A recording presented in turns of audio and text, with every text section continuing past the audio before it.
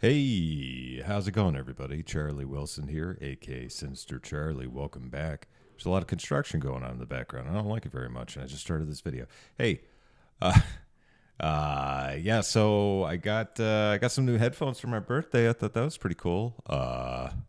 Anyway, we got the fat electrician, most important man of D-Day, Leonard Bud Lomell.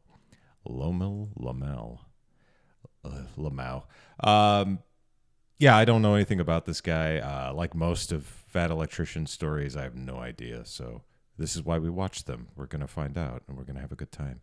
Oh, and please like and subscribe down below. Makes me feel good. Blah, blah, blah. Go. Of D-Day. If you get on the internet or you get in a history book and you ask that question, you're going to overwhelmingly be hit with the answer. It's General Eisenhower, which makes sense. He's the officer in charge of the entire operation, but that's not really what we're asking now, is it? I mean, when you have an Amazon package getting delivered, you're not exactly worried about what Jeff Bezos is up to make sure you get your package, right? You want to Hey, I want to know what Jeff Bezos is up to at all times. You don't know me. know where that mail carrier is. You want to know who the person is on the ground actually getting the work done. 156,000 men took to the beaches at Normandy, and all of them had an incredibly important job. Take this objective, secure that area, make sure this happens, make sure that happens. But out of all of those missions, one of them had to have been deemed the most important. What is that mission, and who is the man that went out there and got it done? That's what we're asking. Quack. Today we're talking about Leonard Lomell, aka Bud. Despite being one of the first men wounded on D-Day, he quite literally shrugged off his gunshot wound and proceeded to lead his men into combat for 3 straight days with virtually no food, no water, and no sleep to accomplish what is deemed as the most vital aspect of the D-Day assault, according to General Omar Bradley. And we're going to get into it right after a word from our sponsor. This video is brought to you by Ridge Wallet. All right, we've talked about this before. Ridge Wallet's awesome because it helps combat a rare medical condition known as dad wallet. Okay, there are actually men out there wandering around carrying around a wallet in their back pocket that resembles a Chipotle burrito. The problem is that most men that suffer from dad wallet are in denial about it. We sit through ads around here, just to let you know. So there's a very simple test that we can do. Open up that purse with no strap that you call a wallet, and if you still have a Blockbuster card inside of it, you have dad wallet. Sitting on a dad wallet like that is ruining your hips and it's ruining your lower back. You need to get rid of all of the junk inside of that wallet. Pick out like the 5 to 7 cards that you actually use, put them inside of a Ridge wallet, and start putting it in your front pocket. And I know what you're thinking, I don't like these metal wallets. I'm old school. I prefer leather. Congratulations. Ridge is making leather wallets now too. You have zero excuse. And to make it even better, they've got leather matching phone cases. Okay, so now your OCD is happy because all your stuff is These Ridge wallets are way too small for me. Just matching, and your back is going to feel like I'd lose it. You're welcome. So go check out Ridge Wallet. I'm going to have a link and a discount code down below. Let's get back to the video. Making a hero. All right, our story begins on January 22nd, 1920, when Leonard Lomell was born in Brooklyn, New York. Shortly after that, his parents would move him out to New Jersey, and that's where he would spend the rest of his childhood growing up. He is the youngest of 4 siblings, having 3 older sisters, and both of his parents are first-generation immigrants from Norway. And like pretty much everybody else that fought during World War II, he grew up during the Great Depression. And as I'm sure you can imagine, being the son of 2 first-generation immigrants during the Great Depression was not really that great of a time. Because of that, his childhood was extremely busy. When he wasn't going to school, he was playing sports. He played football, he boxed, and he played baseball, and when he wasn't doing that, he was working. If he wasn't sleeping, it was go time 24/7 throughout his entire childhood. Leonard was straight up hustling his entire childhood. He had his own business where he would catch clams and fish and sell them to local restaurants. He also worked as a caddy at the local golf course. He also ran the local bingo hall, and in addition to that, he even had a job as a delivery driver for a laundry service when he was 16 years old, and then he got fired after about a month because they found out he didn't have a driver's license. If there was money to be made, he was going to do whatever he had to make. Please, back then, that's crazy, man. Even New York was messed up. Even back then, you just tons of paperwork. That's stupid. Despite all of that, he still made time to have a 1-hour piano lesson every single day. Fast forward, he graduates from high school, and when he gets home, both of his parents sit him down, and he remembers this because it's the first time he's ever seen his dad cry. As his dad tells him, "Len, I don't have any money to help you go to college." Now, his parents are both older at this point to have a son just graduating high school. His father is 69 years old, and they have been poor his entire childhood, and he's watched his dad work his ass off the entire time. Len was not fazed by this at all. Not only did he not expect his parents to have money for him to go to college, he fully intended to go off to college, work, and send money back home to help support them. And that's exactly what he did. He went off and he applied to every single college that he could, and only one of them was willing to give him an athletic scholarship, and that was Tennessee Wesleyan College. So that's where he went to school. And then when he wasn't playing football, he was working as much as he could to send money back home to his parents. I'm pretty sure Wesleyan is like some kind of a Christian sect.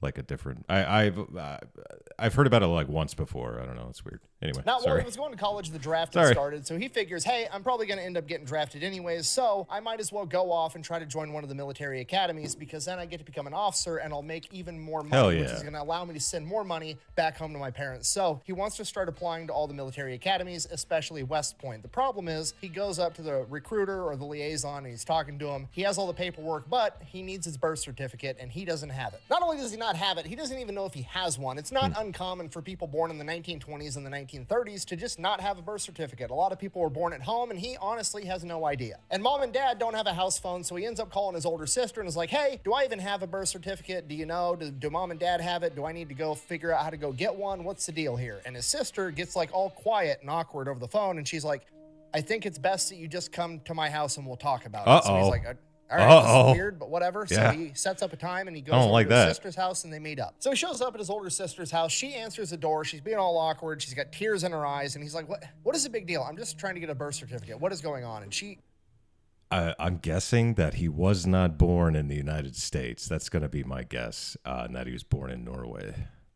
Kind of sits him down and she's like, bud, you were adopted. Oh, well. And he's like, never mind. Okay, wow. Cool. So, like, do you have the birth certificate or not? Like, he was completely unfazed by the entire thing. And his sister is, like, distraught, and she's crying, and she's like, what?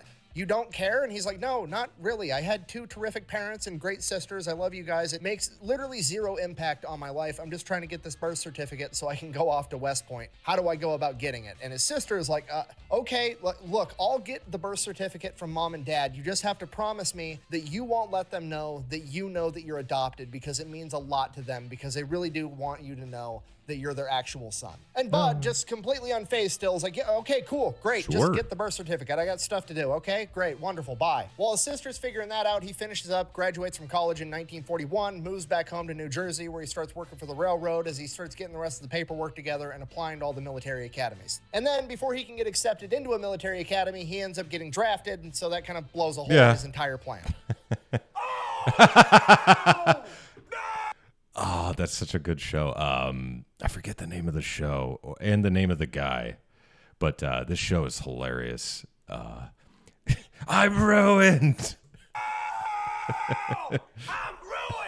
So Bud goes off to training and he absolutely crushes it for multiple reasons. One, that's just the type of guy that he is. If he's going to do something, he wants to do a good job at it. And for two, he's smart. He realizes that the U.S. military is expanding rapidly. And with that rapid expansion, there's going to be a lot of opportunities for promotion. And if he's the best guy around, he's going to get that promotion. And when he gets that promotion, he's going to get more money, which means he's going to have more money to send back home to mom and dad. So not only is he just coming at this as, you know, I want to do a good job, I want to survive. This man is already competing for his family to eat food back home, which, as I'm sure you can imagine, is an entirely different level of motivation that a lot of other recruits simply just don't have. Because of that, after he completes training, he goes off to his unit at the 76th Infantry Division, and he rapidly climbs the ranks. In a matter of like a year, he achieves the rank of first sergeant, which, if you don't know, is absolutely crazy. That's like, pretty by good. today's standards, that's literally impossible. I think Yeah, I knew a guy who made chief in his possibly like his second like the very beginning of his second enlistment. That's the fastest I've ever seen it. It took me about 5 years to make E5, so that's like a rank a year. That's pretty good. It's pretty decent. Fastest that you could make first sergeant today, if you did everything 110% correct and you were a literal prodigy, would be 9 years. And Leonard Lomell just did it in like 1. So because he was such a hot shot, he gets offered by his chain of command to go out to this high-speed school known as Ranger and Combat School, which is a precursor to what we know today as the Army Rangers. If you don't know, the 75th Ranger Regiment today is a special forces unit, and the easiest way I can explain this to you is they're essentially America's sharpest blunt instrument, okay? They're America's premier shock troops. They basically just took the top 1% of all the grunts, stuck them in one unit, and then they send them out to destroy things on impossible missions. And that's basically how they pitch it to Lomell. This is a school that you can go to, become a better leader, a better soldier, and then also they're going to be picking some of the best guys out of it to go into this new special forces unit called the Army Rangers that are going to get sent out on the toughest, most dangerous missions. And obviously he agrees to do it because it's going to make him look that much better come time for his next promotion. So he goes out to this Ranger course. There's 200 recruits. They strip them down. They they take their rank off. All they have is this matching jumpsuit, and they beat the holy hell out of these guys for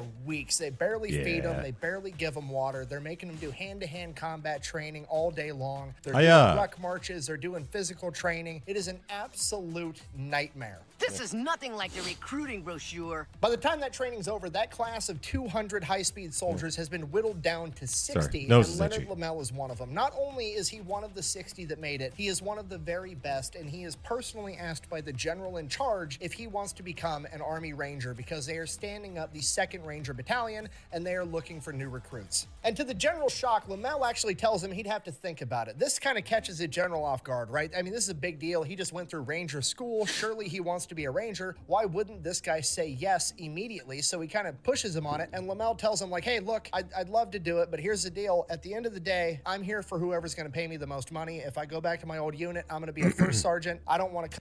Yeah, that's right when I was getting out of the Navy, I'm 85. And honestly, I was just... People were pissed because I was going to get out the next year. And I was like, dude, I need the money. Like, I got to save money for when I get out. So, yeah, money's big. Money's important. I don't know if you guys know that. Come into the Ranger unit, have to take a pay cut and be like, you know, a corporal or just a regular sergeant or something. So, you know, unless you guys are going to make me a first sergeant, and a Ranger first sergeant pays more than a first sergeant back in my normal infantry division, I'm going to have to think about it. At which point the general's like, cool, you're a first sergeant in the Rangers and you'll get paid more than them. At which point Lomell is like, dope, I'm in. And just like that, Leonard Lomell is now the very first sergeant of Dog Company of the 2nd Ranger Battalion. I don't want to stand up. So Lomell goes, he gets all his boys from Dog Company, they start training right away. And you got to remember, they're standing up the 2nd Ranger Battalion at this point, okay? It is a complete and utter shit show. When you're standing up a new unit, it's not just like you throw a bunch of guys together and you're like, hey, you're on a team now. No, a unit has its own culture. It has its own standard operating procedures. They have to build all of that from the ground up. And Leonard Lomell and his guys in Dog Company are there for every single second of it. And right out of the gate, it's rough. The Army's having a very tough time finding the right officers to lead this unique unit into battle, right? They're constantly rotating out battalion and company commanders, trying to find the right guys. And then they finally end up finding the right man to lead the 2nd Ranger Battalion, a lieutenant colonel by the name of Big Jim Rudder. On his very first day, he calls the entire battalion in and gives... That's such a cool name, Jim Rudder. His, you know, should have been in the Navy. Speech on his mission and what he's trying to accomplish with the unit. And I'm paraphrasing here, but basically what he says is, look, here's the deal. I'm going to train the holy hell out of you guys. I need you to do everything I ask you to do at 110%. And in exchange, I'm going to do absolutely everything I can for you. I'm going to have your back. I'm going to be your guy, and I'm going to get you as much leave as I possibly can. If you give me everything you got, I'm going to give you everything I can in exchange. And that is just the beginning of the leadership clinic that Jim Rudder is about to put on. He starts having monthly gripe sessions for the entire battalion to air out their grievances and what they see wrong with the battalion and everything going wrong around them. And he's willing to listen to every single man under his command, even the lowest ranking private. One of the first things the Rangers complained about was that the food wasn't very good. So Jim Rudder had the cooks sent back to cook school to relearn how to do their job. Then they came back a couple weeks later and the Rangers still said the food wasn't good enough. So Jim Rudder sent them back to school again. We'll have the spaghetti with a side salad. If the salad is on top, I send it back. On another occasion, a private at one of these gripe sessions has the balls to stand up in front of the entire battalion and say, sir, when I volunteered for the Rangers, I was told that every Ranger would receive a pocket watch, and I wasn't given one. Now, to us today, this seems kind of silly or petty, but you have to put this into context, right? Back in the 1940s, watches were very much considered a luxury item because they didn't have little tiny cheap digital watches that you could buy for $15 and know what time it was. The only watches around at this time were mechanical watches and more commonly automatic watches, which are the ones that are self-winding with all the little tiny gears and springs on the inside. They're very hard to manufacture with these tiny little itty-bitty pieces. Due to the difficulty of manufacturing and the fact that the Army is growing exponentially, they simply can't manufacture watches fast enough to be able to give every person in the military a watch, despite the fact that the Army does have a standard issued watch, the A11. So at this point in time, not everybody's getting a watch. They're reserving them for the people that need them the most. People like pilots, people in leadership positions. They're definitely not giving them out to every lowly private that's just there to take orders. But this isn't just a lowly private. This is a private in the 2nd Ranger Battalion, and he was promised a watch to be a Ranger. And because of that, Jim Rudder takes off his personal watch in front of everybody and gives it to the private. So obviously Jim Rudder is an incredible leader, but more importantly than that, he's also a visionary that has all kinds of crazy training that he's going to have these Rangers do. And one of the most important things that he actually does is he goes and he gets his hands on all of the German firearms, right? He gets MG42s, he gets burp guns, he gets all the German weapons, and he trains his entire Ranger battalion on how to disassemble, reassemble, clean, and fire all of the German weapons, because he knows that they're going to send him into a mission and they're going to run out of ammo and they might have to start picking up guns off of all the dead Germans that they've killed. So he wants every single man in the Ranger battalion to be able to use those weapons. In addition to that, they also do a bunch of chemical warfare training in case the Germans want to break out the mustard gas like they did last time. And then after that, they mostly focus on climbing. And the way they go about that is they end up shipping over to Great Britain, and the entire battalion is staying inside of this hotel that's on a cliff overlooking the ocean. Looks pretty nice. And they get there and they have the battalion meeting. They explain that we're doing climbing training, and then Jim Rudder walks all the guys. There's like this carved in staircase that goes down this 80-foot cliff that goes down to the ocean. He's like, these are the cliffs that we're going to be climbing. Also, this is the only time we're using that staircase, and everybody is kind of looking around like, what?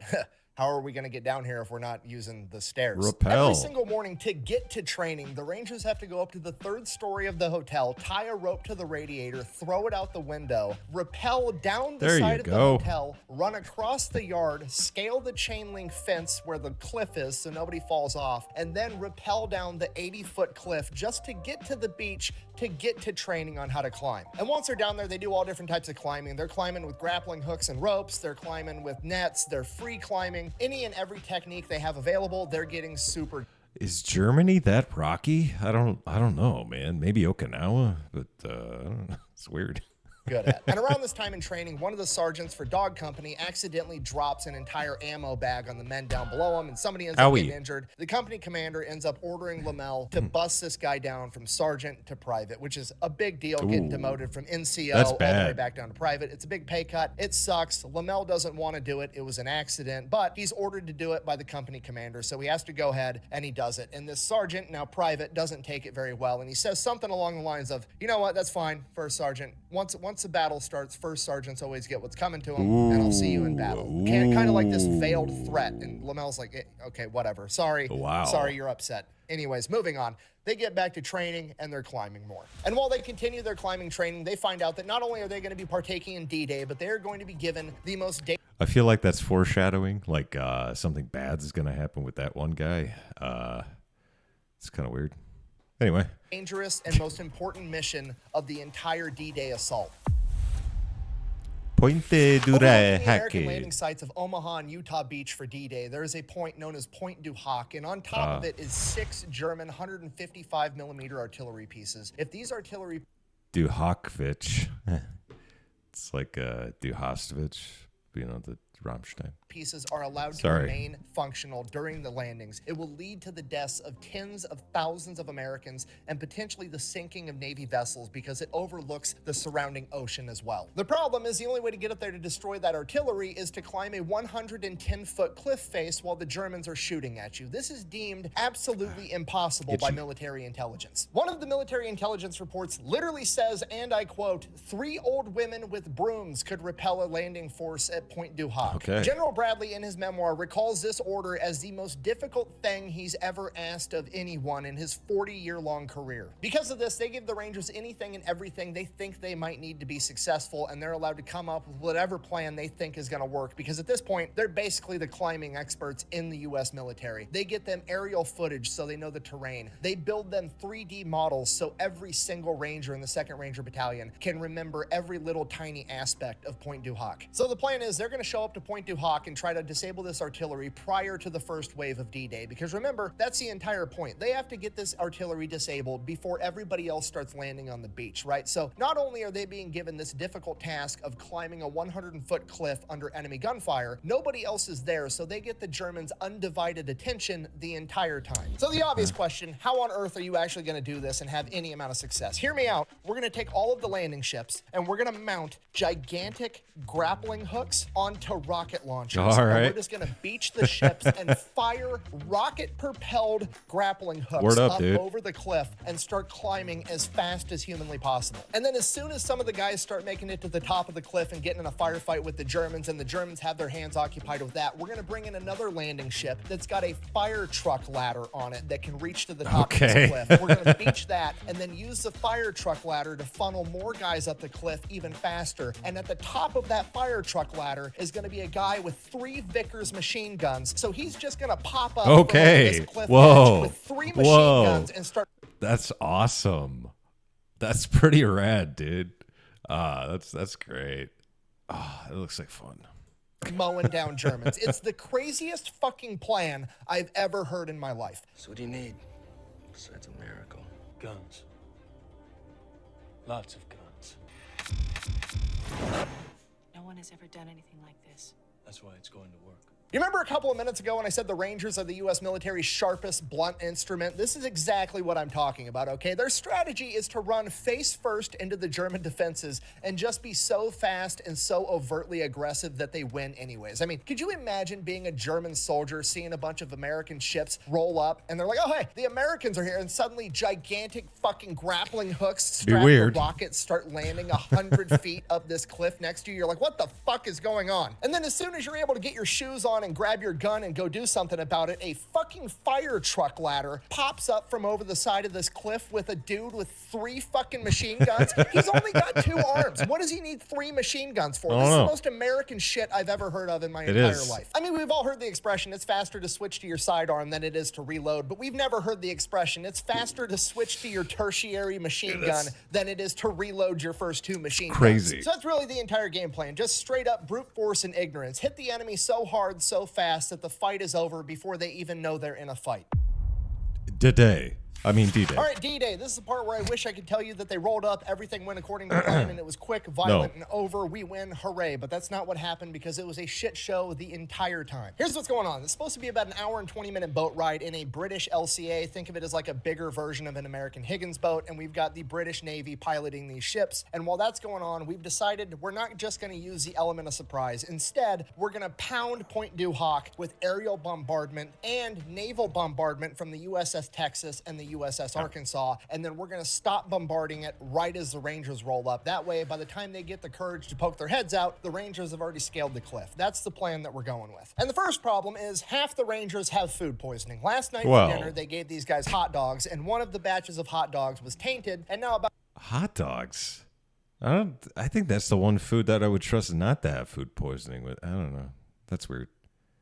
Half the Rangers are puking inside of the LCAs. And on top of that, the seas are rougher than they anticipated, which is making it even worse. It's so bad that water is getting inside the ships, and Leonard Lomell literally has to order all the men in his LCA to start using their helmets as a shovel to start bucketing water out of the boat so it doesn't sink. This is supposed to be about an hour and 20-minute boat ride to get from the big ships all the way to the beach, and they're just sitting there going up and down in the seas. Dudes are sick, they're puking, they're looking over at Point Dhawk, and it is just getting pounded by the British RAF dropping bombs and American naval gunfire hitting this point over and over and over again. It's so loud these guys can't even hear themselves think. One of them actually leans over to Leonard Lomell and screams at the top of his lungs just so Leonard could hear, I wonder if they know we're coming. As they get closer and closer to the shore, both Lieutenant Colonel Rudder and Lomell realize that the British coxswains that are driving these boats are taking them to the wrong drop-off point. It takes a while, but they argue with the British. They're telling them they're going to the wrong spot. The British don't think they are. The Rangers are like, trust me, we've memorized every square inch of this beach. We know exactly where we're supposed to be. You need to take us over there. So they change course, but they're wasting time, right? Because they're bombarding Point Dhawk, and they need to be able to land and start climbing that cliff the second those bombs and naval gunfire stop. As they begin making their way to the right drop-off point, the seas are so rough that some of these boats are getting so much water in them that 2 of them actually end up sinking, and the other boats have to make the hard decision to just keep pushing forward because they don't have time to stop and save these guys. Another Navy ship's gonna have to come in after them and pick them up later. And just like that, before they even hit the beach, they are already going from 225 Rangers down to 180. By the time they reach the beach at Point Dhawk, they are 40 minutes behind schedule, meaning that the bombardment has ended 40 minutes ago, and the Nazis have had about 30 minutes to regroup and get ready for this attack that they know is coming. This is already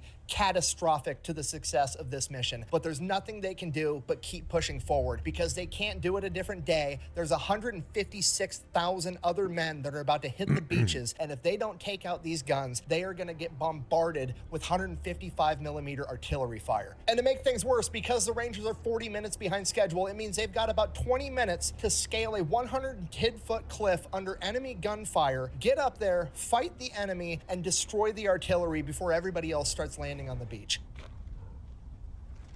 Let's go to work. Lomell's boat is one of the first ones to beach itself. They drop the door. He goes running out first. He's going to lead his men into combat. He's supposed to be in about ankle deep water. He takes one step and sinks. He's completely consumed by the water. In hindsight, he thinks that one of the bombs from the RAF missed its target and created a crater right where the water line is. It filled with water, and that's what he was sucked into. But his men end up pulling him out, and as soon as his men get him pulled out, he gets shot in the back. And Lomell, having been shot and almost drowned in the matter of a couple...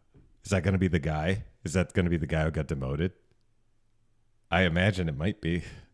Seconds, doesn't really know what happened, so he turns around thinking that he'd been shot, and the first person that he sees is that private that had threatened him. I'll see you in combat, First Sergeant. His what a brain piece of shit. Thinks, this motherfucker just shot me. So he goes and grabs this kid, and the medic and all the other men have to pull Lomell off of him. We're like, no, he didn't shoot you. He didn't shoot you. It was the enemy. Okay. So Lomell turns and runs into combat. His men go running after him, and Lomell and the rest... Well, I mean, I'm sorry. I thought that was what was happening. Of Dog Company managed to scale the 110-foot cliff under enemy gunfire in under 10 minutes. Okay, just for the record, I can't get my wife and kids in the car in under 10 minutes, and these guys got 30 men with guns and 50-pound backpacks up a 110-foot vertical cliff under enemy gunfire in 10 minutes. That's crazy. Lomell's Dog Company and Easy Company are the first ones up the cliff, and the minute they get up there, they are immediately disoriented, and all their plans go right out the window. Remember, they studied the terrain. They know what it's supposed to look like up there, and it does not look like that now. The Allied forces have bombarded Point Dhawk with 380 tons of ordnance, okay? What they're looking at now resembles the surface of the moon. There's no time to make a new plan. The clock is ticking, and they have to destroy these guns, okay? Given a lack of instruction, you have to resort to destruction. All of the Rangers proceed to dive into one of these massive craters from a bomb. They said these craters were so big that they could easily fit 15 to 20 men. Half the men in the crater pop up and start returning fire to the Germans, giving cover for the other half of the men to jump to the next nearest crater. Then they begin returning fire so that the other half can catch up to them, and they begin using bounding or leapfrogging to go all the way to where one of these guns are. They can see the massive gun barrel sticking up in the air, pointed at Omaha Beach. They finally get to the gun and they hop down in the artillery emplacement. It's not a gun. It's a fucking telephone pole that's propped up to look like a gun barrel. Wow. Immediately, Lomell is like, what the fuck is going on? But we can't That's awesome. We have to keep going. There's potentially 5 more guns, and we need to take... We had a moment like that when we were in Iraq. I was on a convoy security mission, and I was a gunner, and we saw like a pole sticking out. I don't know why I'm doing this, but there's a pole sticking out of the ground. It turns out we waited like 10 hours for EOD to get there to tell us that, oh, no, it's just PVC pipe. So that was fun. So that kind of thing happens.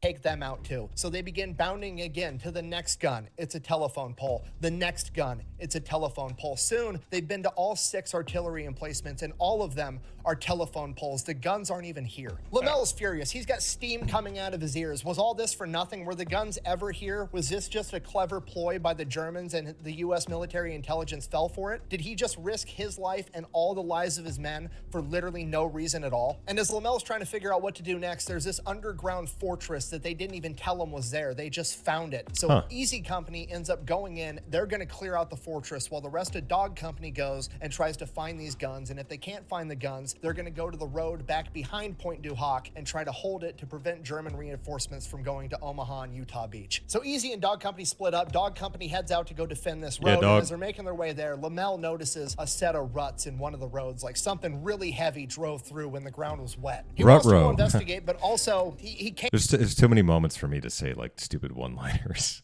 but rut row.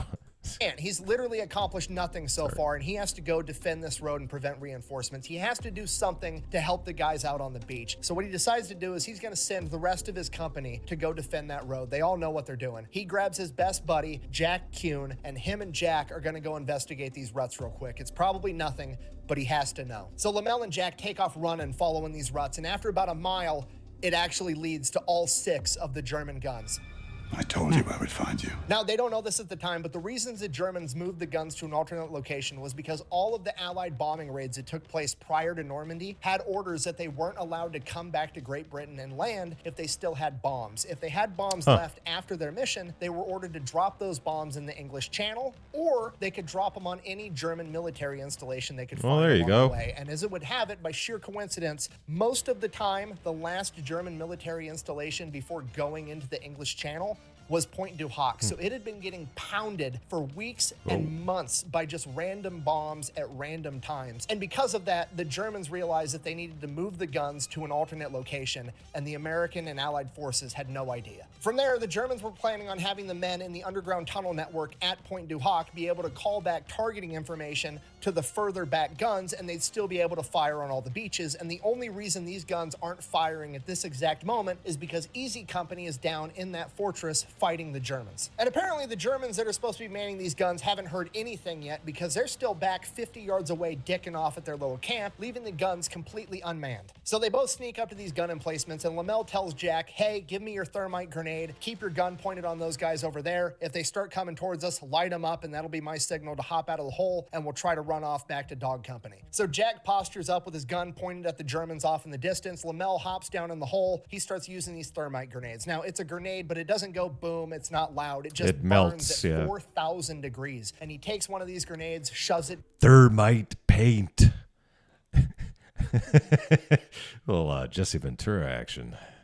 Oh, oops, sorry. Down the first gun barrel. I don't know why that happened. Next one, shoves another thermite grenade down that gun barrel. He's out of thermite grenades. Every ranger was only issued 1. He knows he's going to have to go back and get more thermite grenades and come back to destroy these guns, but he can't leave 4 guns perfectly operational. Anything could happen between now and then. So what he does is he takes his field coat off, wraps it around the buttstock of his rifle, and uses it to quietly break all the sighting equipment that he possibly can, and he's just jamming shit in all the traversing mechanisms, doing everything he can to ruin these guns the best he can without more thermite grenades. Once he's satisfied, him and Jack run back to Dog Company, get more thermite grenades, go back to the guns. Okay. Thank God they're still not guarding them, and they finish destroying the other 4 guns. So this is great news. The mission's accomplished. Now Dog Company just has to go hold this road for 24 hours until they get hit with reinforcements from Omaha and Utah Beach. As they're walking back to Dog Company, Jack kind of looks over at Lomell and is like, you know, it's probably a good thing we didn't get in a firefight back there. I've only got 1 magazine of ammunition. At which point Lomell is like, what?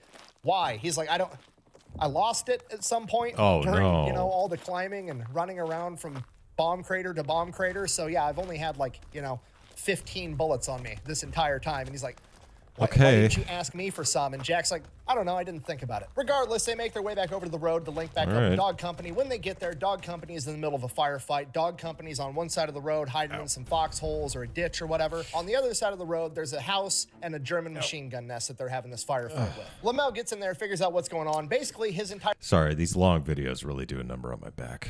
Sorry. Damn, why does it keep doing that? Company is planning on just bum rushing a German machine gun nest, and he's like, well, hold on. He's feeling pretty good at this time, right? I mean, he took out those guns basically by himself. He's got that main character energy flowing. He's like, all right, here's the deal. You guys stay here, hand me that bazooka, arm the charge in the back.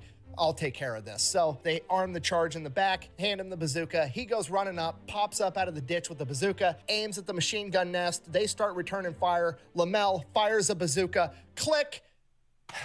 His guys didn't arm the bazooka round the right way. So he almost gets shot, ducks back down into the ditch. Well, that was kind of it's only going to work once strategy, so we can't really replicate that now. So it looks like we are going to bum rush this machine gun position. So he starts getting his guys ready, and he's like counting down, and one of his guys just jumps the gun, 1, 2, and he jumps up and goes to run. Germans open up with machine gun fire. He stumbles back into the trench and ends up landing on one of the other Rangers' bayonets on his thigh. So now he's another guy down just from him being a dumbass. So they get get that guy bandaged up, leave him in the trench, and the rest of them go assault this machine gun nest, take it out. Now they've secured the road. From there, Lomell's got like 12 guys left. He picks his 2 fastest guys and instructs them to run back to Point du Hoc, taking separate routes. That way, if one of them get caught, the other one should, in theory, still make it back, and deliver the message to Lieutenant Colonel Rudder. Mission accomplished. We've destroyed the guns, and I desperately need reinforcements up to hold this road. Luckily, both men end up making it back to Rudder. They deliver the message. He's super happy about it. The problem is all of the Rangers' communication equipment got damaged with all the water from the beach landing. In addition to that, they asked for more reinforcements to be able to hold Point du Hoc and secure the road. Unfortunately, there aren't any. What the Rangers have now is all they're gonna get. Okay. So Rudder sends Lomell's guys back to him with the message, hold until duly relieved. Not exactly what Lomell wanted to hear, but it's what we gotta do. So him and his men are just hiding, waiting to ambush anybody that's going to reinforce the beach. Luckily, after a couple of hours, more Rangers show up, about 50, 60 guys, and they line up along the road too. The Rangers are now spread out, covering about 300 to 400 yards of this road. About an hour later, an entire German battalion attacks, but they attack all the way on the other end of the Ranger formation. Lomell and Dhawk Company are the furthest away from it, so Lomell orders his men to hold their fire and not give up their position. That way, they're there to surprise them in case they try to flank the other Rangers. The Rangers repel the attack fairly quickly, which tells Lomell he definitely made the right decision because that was just testing them. They wanted to know how many Rangers were there, where they were at, and what they were capable of. And now they don't know that Lomell and Dhawk Company are there to help too. About an hour later, the Germans attack again, and they attack so hard, so quick that they end up fracturing the Ranger line, and the other 2 companies are forced to retreat. And by the time Lomell gets word that they're retreating, the Germans are already behind him, and he's completely cut off. So with the rest of the Rangers being driven back and Lomell and Dhawk Company being the only ones left behind enemy lines to guard this road, that's exactly what they're going to do. They're going to continue to guard the road to prevent reinforcements from making it to the beach because that's what the mission is. Back at Point du Hoc with the rest of the 2nd Ranger Battalion, they are boxed in on 3 sides by the Germans, and they have the ocean to their back. They have nowhere to go, and they are just stuck there trying to survive. Rudder finally comes to the realization that Dhawk Company has more than likely been killed in action since they didn't make it back with everybody else. So with that in mind and needing to keep himself from being overrun, he calls for naval gunfire into the enemy lines, which is actually where Lomell and Dhawk Company are. The USS Texas begins bombarding that exact area. For the next 2 days, the USS Texas, we know that one. That's the one that listed itself just so it could fire further. I think that's the one. That's pretty funny. Rangers at Point du Hoc fight for their survival while Lomell and Dhawk Company are stuck behind enemy lines, guarding the road while the USS Texas is constantly bombarding them. They pretty much just have to keep their heads down, hope that a large formation of Germans don't come looking for them, and hope that the USS Texas doesn't blow them off the face of the earth. Despite all of this, Lomell is still determined to stop reinforcements from making it to the beach, and if they do come marching by, he is going to attempt to do something about it, but with only 12 men, it's almost certainly a death sentence, and luckily, that doesn't end up happening. So while that's good, it is still a very long, very shitty 2 days because this entire mission was only supposed to be about a 12-hour ordeal. None of the Rangers packed food. They packed very little water. They are all starving. They're dehydrated, and at one point, they all had to start using their helmets as toilets. Then, on the 2nd day, the Sherman tanks come rolling up from the beach. They drive the Germans back. Lomell and Dhawk Company are able to regroup with the rest of the 2nd Ranger Battalion. Lomell reports back to Rudder. Rudder's pumped. He thought Lomell and Dhawk Company were dead. And then Rudder realizes, oh shit, I've had the USS Texas shooting cars at you guys for the past 48 hours. My bad. At which point Lomell presumably is like, don't worry about it. I've got plot armor. It's no big deal. And again, I'm assuming here, but it's around this point where Lomell goes, oh shit, I got shot 2 days ago. Oh yeah, in the back. Pulls up his shirt, looks at his gunshot wound. It's right through the side, through the muscle, misses all the organs. But it's been like 3 days since he got shot, and he has not been in a very clean environment, and his wound is black and severely infected. Yeah, me too. Lomell immediately gets loaded up on a boat, sent out to a hospital ship. On the hospital ship, the surgeon is like, that's too much for me to handle here, and he gets sent back to Britain. While at Britain, Lomell undergoes surgery, gets treated with antibiotics. After he's recovered enough to actually, be given some kind of an assignment, it's basically determined by the chain of command, like, hey, we basically sent you in on a death mission. You got shot. You're the one that took out the guns at Point du Hoc. You've done enough. We're not going to send you back into combat. We're actually going to put you in charge of this prison, and this prison is full of American soldiers that skipped out on D-Day. And Lomell's not even a little bit interested. He basically goes AWOL, hitchhikes back to the front line, and links back up with the 2nd Ranger Battalion and Dhawk Company. Hell yeah. I'm back. So he makes it back to his guys, and they're only like 7 miles further inland than they were when he actually left. And everybody kind of thinks that like the Battle of Normandy was like the opening scene of Saving Private Ryan. It was literally 45 minutes, and that was the end of it. But the Battle of Normandy was almost 3 whole months. So they're still in the middle of the same battle where he was injured. He's went back to a different country, gotten surgery, and hitchhiked back to the front line of the very same overall major battle. Okay, if you're not picking up on a button down, the enemy literally took out Leonard Lomell, and he respawned into the same battle. You know what I've noticed about all these old military stories is that I guess you could just do whatever you wanted. Like if I went missing for like 2 hours in the Navy when I was in, I would have been brought up on charges, or at least written up. Counseling shit or something. But it seems like you could just do whatever you wanted to. It must have been nice.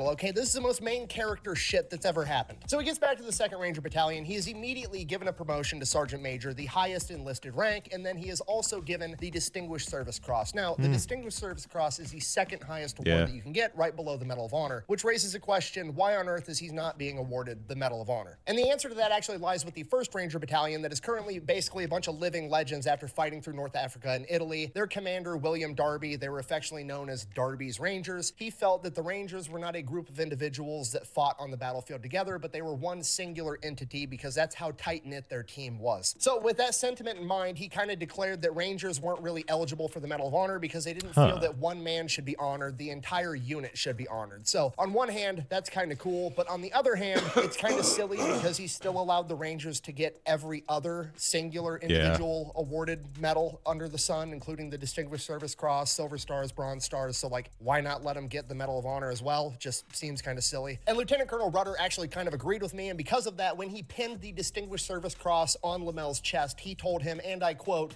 "This is your Medal of Honor." Oh, well, thanks, I guess.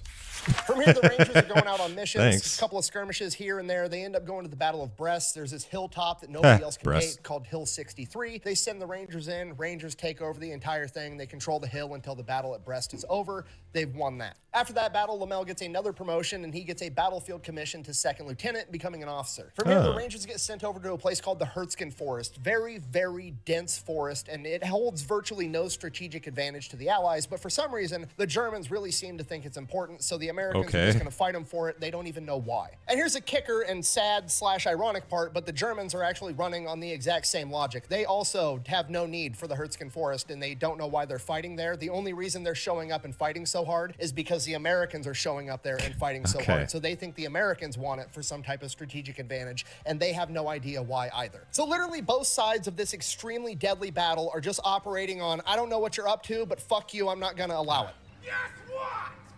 What? Fuck you! Fuck you!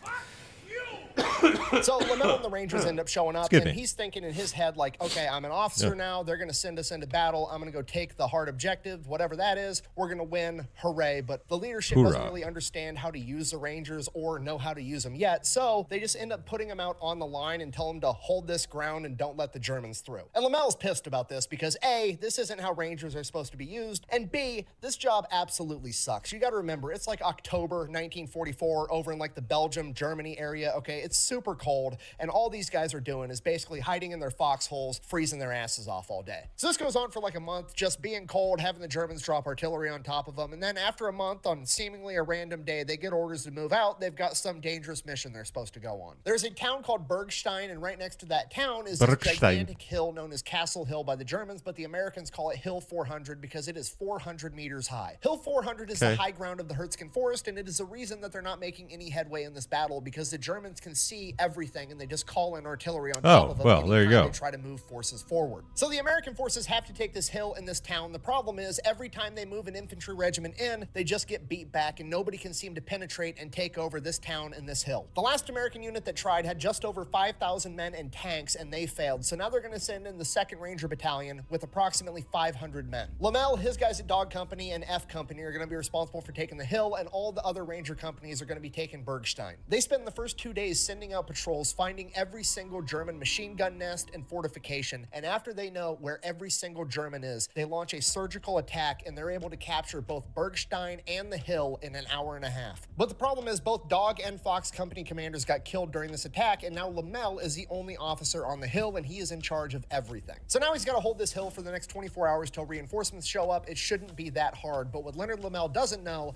is that the only objective that the Germans care about in the Herzen Forest is Hill 400. You see, Hill 400 is high enough that if the Allies have it, they're going to be able to see far enough into enemy lines that they're going to be able to see a massive German force amassing, and they're going to know that a major German offensive is coming, and that is what is the Ardennes Offensive, or the Battle of the Bulge. This is Hitler's last-ditch effort to turn the tide of World War II, and it relies heavily on the element of surprise, and if the Allies have Hill 400 and they see it coming, it could ruin the entire plan. So the Germans absolutely have to retake this hill. And because of that, the German general in charge sends in his best infantry unit with the orders that whoever's able to retake that hill is all going to get their men Iron Crosses, which is like a very high-ranking German medal for valor, and they're all going to get 2 weeks of leave. Back on the hill, Lomell immediately orders all of the Rangers to start digging foxholes because he knows a fight might be coming, he just doesn't know how bad, and either way, you need foxholes to play defense, so that's what they try to do. Problem, it's winter, there's snow and ice all over the ground, and there's tree roots all over this dirt, so whatever foxholes they're able to dig, they're not very deep. So an hour later, when the German artillery starts landing, it absolutely devastates every Ranger on top of that hill. Almost every Ranger on top of the hill is hit with shrapnel from German artillery. It's just a matter of how bad their individual injuries are. Lomell himself is also hit in the hand, and his index finger is dangling. Well, that's not good. Tissue. Between Dhawk and Fox That's Company, not about good. 130 Rangers attack this hill, and right out of the gate, Lomell is already down to about 40 men that can move around and actually fight, and his mom's going to be pissed off because he's not going to be able to play the piano with three fingers. That's true. Lomell immediately realizes that playing conventional defense isn't going to work. He doesn't really have many foxholes, and even if he did, he doesn't have enough men to man them. So he decides the best defense is a good offense. He sends out 2-man scout squads, and they're going to patrol around the base of the hill, and whenever they see that the Germans are starting to set up an attack, they're going to report back where the Germans are going to attack, and all of the men that Lomell has, all 40 to 50 guys, are going to run and meet that attack head on and drive them back. And that's exactly what happens. Shortly after that shelling, the Germans attack. Lomell and his men meet them head on. They drive them back. They get shelled again. They scout, they find where the Germans are going to attack again, they meet it head on again, and this goes on over and over and over again. Lomell and his men are running around all over this hill, getting in every single firefight that there is, and when they're not doing that, they're trying to render aid to all the guys that are wounded. But to the Germans, it feels a lot different because every time they try to attack from a different spot at a different angle, they run face first into 50 pissed off Army Rangers. So the Germans are thinking there's like 1,000 Army Rangers on top of this hill, but regardless, they keep on attacking and they keep on shelling them. And after 24 hours, when they're supposed to be getting reinforcements, Lomell is down to himself and about 25 other men that can fight. He calls for reinforcements, but there's none available because the Germans are also furiously attacking the town next to the hill as well. D-Day is commonly referred to as the longest day, but according to Lomell, this was by far the longest day of his life, and it made D-Day look like child's play. Which sounds absolutely crazy, but if anybody would know, it's him. At this point, there's no reinforcements on the way. He has a ton of injured men, a ton of men have been killed, and he only has like 25 guys left that can even kind of fight. He knows that he can't keep doing this much longer, if at all. So at this point, Lomell pulls his NCOs aside and asks them what they think about retreating. He figures they can get all the ambulatory men off the hill, and all the men that are too wounded to be moved can be captured by the Germans. He's been fighting them for the past 6 months,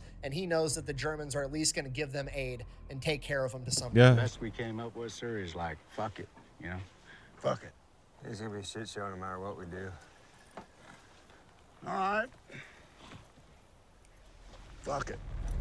Every single one of his sergeants is against it, and they are ready to fight to the death about it. So Lomell says, All okay, right. that's what we'll do. The next day, they do the exact same thing all over again, and somehow they managed to hold on to this hill. That night, after 40 hours of straight combat, the Germans finally let up, and Lomell's able to radio down to the town and say that it's all quiet on the hill. And apparently, they stopped attacking at the town too. So the Rangers down there are finally able to come up and start helping carry all of these wounded men down from this hill. Worth noting, if you've never carried a grown man on a litter, it is a motherfucker of a job. And yeah, I have in like field exercises, I guess. I can't imagine what it'd be like if, you know, you're worried about getting shot at or something.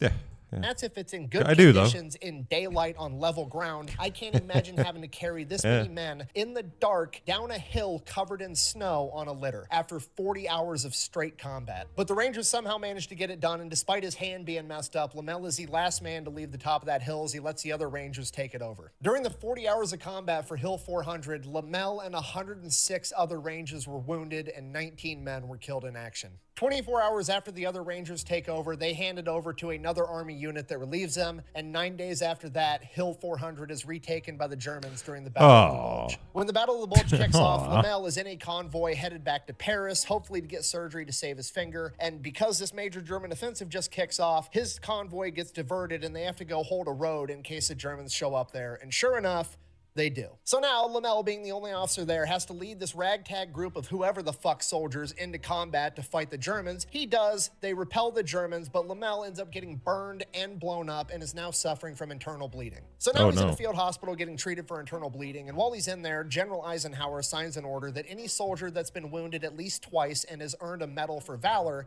gets 30 days of leave. Lomell qualifies, and he absolutely wants to go home for a month, understandably so. Yeah, the problem I would is too. the doctor's not going to release him until he can submit a stool sample that shows that he's not still suffering from internal bleeding. So he does what absolutely anybody would do. He has one of his buddies. I was gonna say, damn, it's just like the drug tests. You get a buddy to do it for you. Yep.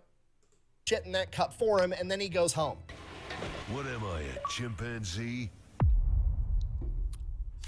Once he gets home, he has to undergo multiple surgeries to save the use of his hand. Once it's all said and done, the war's basically over. He's not getting shit back overseas. So then Leonard Lomell goes back home and he proceeds to do absolutely nothing, which completely justified. The guy probably needs a minute to decompress. So this goes on for a couple of months, and after a while, his mom has finally had enough of it. And she's like, Leonard, go talk to that girl you were talking to before the war or something. Get out of my house. And Lomell is like, Mom, I don't have anything. I don't have a car. I sent all the money I made during the war back home to you guys so you guys could get by. I didn't save any for myself. I gotta figure out what I'm gonna do with my life. At which point, Mom, being a complete badass, is like, here you go, kid. I saved $1,500 out of the money you sent me. And he's able to go and buy a brand new car. Well, so he shows up with his new wheels, impresses his old sweetheart, Charlotte. They start dating again. He starts going to law school. He graduates law school. He marries Charlotte. A couple of years into being a lawyer, he gets in trouble because he wrestles with another lawyer inside of the judge's office to settle the dispute. But, you know, everything's going great. It's fantastic. Ends up having a bunch of kids, running his own law firm. The poor kid that was literally catching fish and clams and selling them to restaurants during the Great Depression that grew up dirt poor is now a millionaire lawyer. Nice. He's living the American dream. And my favorite part of the story is he gets older in his late 50s, his 60s, his 70s. He gets the opportunity to go back to the places that he had battles in World War II. He gets to go back to Point Dhawk. He gets to go back to Hill 400. And when he's at Hill 400, he's kind of a celebrity and everybody wants to talk to him. And it's because the German historians and the German active duty military people there that are giving him the tour and everything want to know how many men did he have on top of that hill? And he's like, not many, why? And the Germans showed him their books and translated it from their perspective, and up until this point, they had always been under the impression that the Americans had a massive force on top of Hill 400, Really? and that's why the Germans weren't able to retake it. Not only did Lomell's battle tactic work at the time, but it worked so well that he had them fooled for 40 years after the fact. Now, because Hill 400, and by extension, the entire battle of the Herzen Forest was such an unnecessary and bloody battle, it was deemed a huge embarrassment and failure by the upper level leaderships of the U.S. military. Because of that, a lot of the men that partook in that battle that did courageous, heroic, incredible things like Lomell, they never ended up getting the recognition they Every deserved time. because the upper level leadership just didn't want to acknowledge that this battle even happened. They just wanted to sweep it under the rug and not talk about it. Despite that, over 60 years after the fact, Lomell would finally get awarded a Silver Star for his actions on Hill 400 in 2007. In the later years of his life, Leonard Lomell would end up getting a lot of attention for being the hero that he was during World War II. And his response to that was always, we weren't heroes, we were just good Rangers. Thank you for watching. There you go. Best way I to support still- the channels, go buy some I still want that zip up hoodie. Sorry. merch. It looks good. Electrician.com. Whack bang. out. Found out about trenches and other things. Climb in You know walls. what? I'm just going to level with you guys. There's no way that you can research people like this and not feel like a giant bitch the entire time, okay? I feel like a big tough guy because I can do a lot of push-ups and I've been doing jujitsu for 15 years. Word. And then you start reading about Bud Lomell, who got shot at D-Day and didn't just walk it off. He proceeded to climb a 100-foot cliff in 10 minutes after getting shot, while he's also continuing to get shot at by Nazis with machine guns. And then he goes and takes out an entire artillery battery by himself, saving tens of thousands of people. And that's just the beginning of this dude's story. Dude's Whatever. No, I'm just kidding. It's pretty good. We're just built different back then. I don't even know. Regardless, I guess now at least we know the answer to who's the most important man at D-Day. Thanks for watching. I gotta go. When our ears returned to normal, and I was sitting with Jack that night or the next night, Jack said, "It's a damn good thing you didn't need me to fire my weapon. I only had one clip." He only had one clip. That's awesome. I said, where was your other ammunition? He said, "I lost it when we were running down that road, and I don't know where. I just had one clip in my pocket, one clip in my submachine gun." And I said, "Well, why didn't you ask me for mine?" He said, "I didn't think about it." So I practically got an unarmed guy up there. That's awesome. Yeah, and he's still with it. He was still with it at that age. I don't know. Yeah, I still hope I'm with it like that at that age. Yeah, but there you go. That was a fun story. I like that. Yeah, thanks for watching. I really appreciate it. Please like and subscribe down below. Makes me feel real good inside. Helps out the channel. Everybody's happy. Yeah, that's pretty much it. So thank you very much, and bye.